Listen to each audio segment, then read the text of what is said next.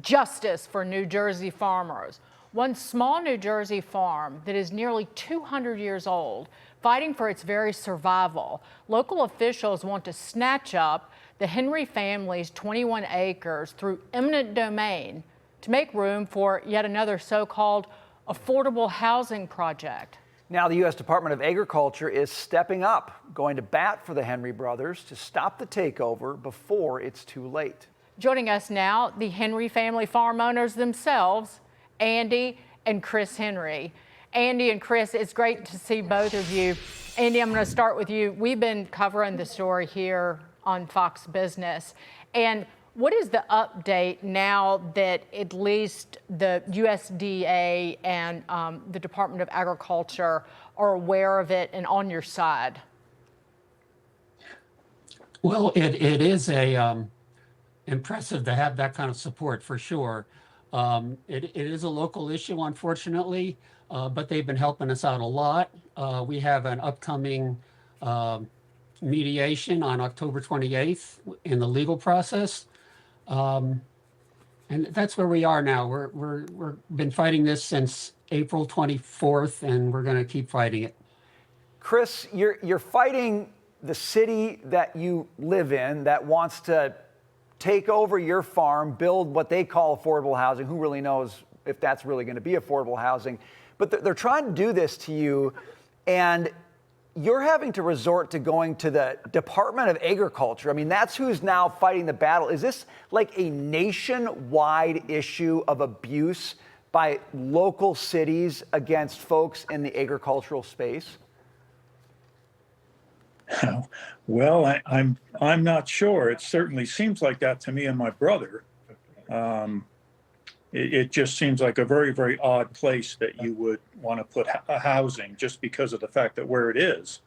I mean, it's surrounded, it's zoned light industrial, and it's surrounded on three sides right now by warehousing and soon to be a fourth side. So you're a couple miles outside of town.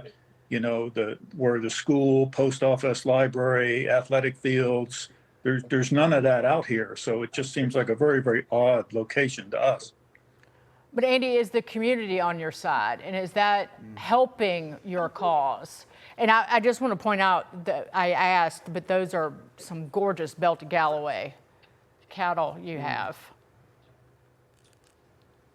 Yes, well, the community has been fantastic since the very start. I mean, except for the people that are running the town, it seems like most of the town is supporting us.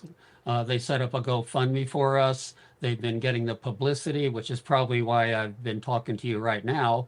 A former mayor in the town has been helping us out. A lot of other people in the town, online influencers have been helping us out. It's truly been incredible, the support we've gotten for this small 21-acre farm, which my lawyer told me at the very beginning, yeah, they can take a farm by eminent domain if they want to do it. Chris, has anyone from the city reached out to either of you and said, actually, we've made a huge mistake here. I'm sorry we've done this. Are you getting any support from any public official in the town, people who are supposed to represent you? Well, it's at the best I can say it's been minimal.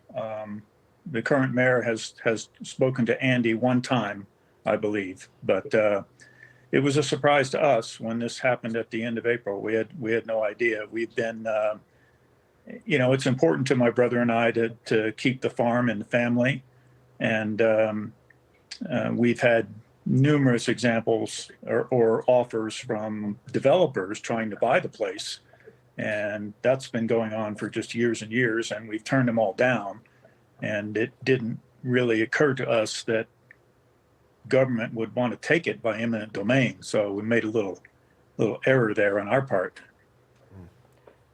Andy, real quick before we go, what are the odds on your side? Well, I'm pretty optimistic, but there was 4 challenges to the township's plan to build affordable housing. Our challenge was one of them. There was another one by a group called Cranberry Housing Associates, which is a nonprofit, and they've done housing for years in Cranberry, and they have the experience. And for some reason, they were left out of this process by the town almost entirely.